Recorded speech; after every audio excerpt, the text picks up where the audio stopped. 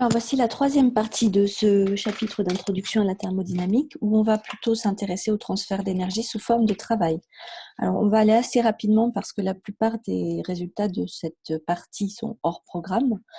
Donc ça veut dire qu'on vous redonnera les expressions en fait. Vous n'avez pas à les connaître en première année, par contre on vous referait tout ça en deuxième année. Donc rapidement, la première partie concerne le travail élémentaire, c'est-à-dire pour des transformations elles-mêmes élémentaires. La deuxième partie, le travail global, ici. Donc, on va avoir un travail des forces pressantes à partir du moment où le système est déformable, c'est-à-dire lorsque son volume peut varier. On verra ici donc que lorsqu'on a une transformation isochore et que lorsque le volume du système reste constant, eh bien, la variation de volume est nulle et le travail aussi est nul.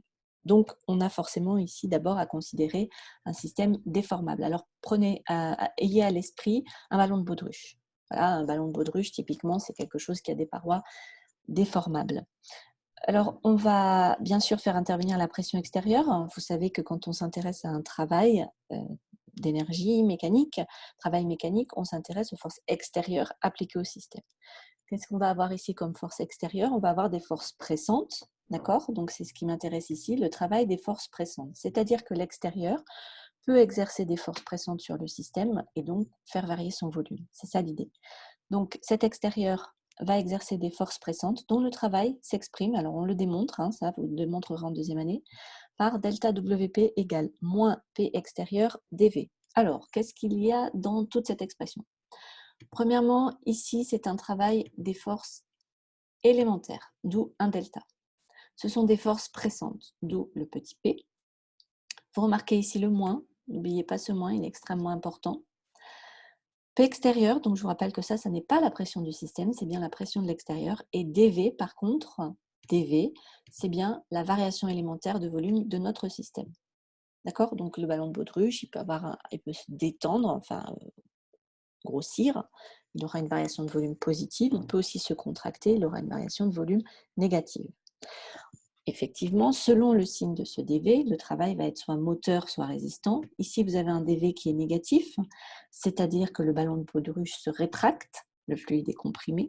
On a alors un travail moteur, delta WP, est positif, et en effet, on va pouvoir affirmer qu'à ce moment-là, le système reçoit du travail.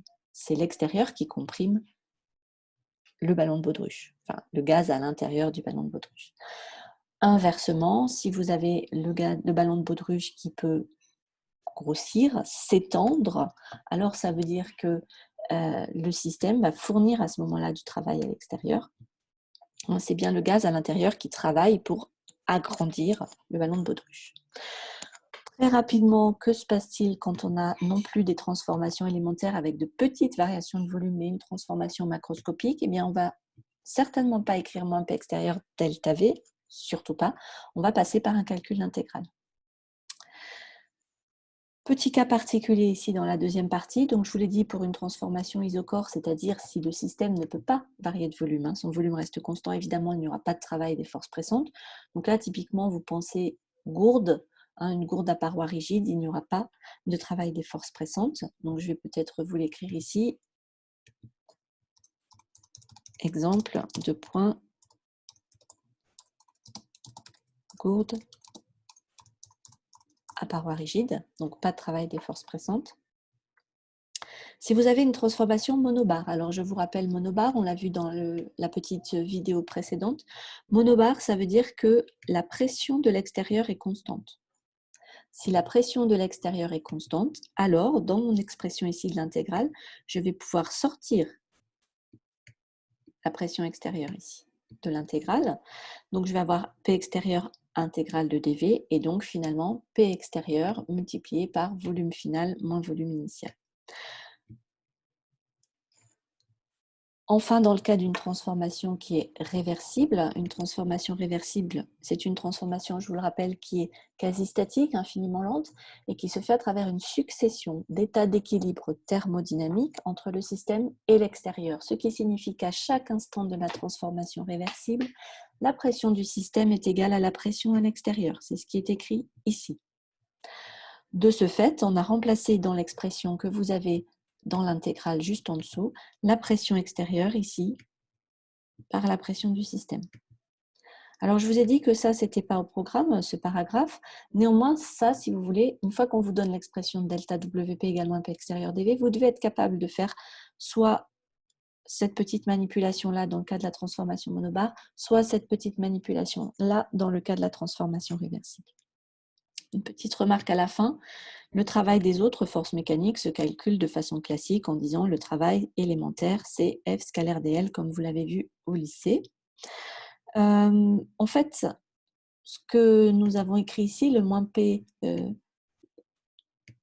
extérieur dV, découle de cette expression du travail. Bon, évidemment, c'est ce calcul-là et c'est cette démonstration qui sera faite en deuxième année. Mais ça vient exactement de cette petite relation.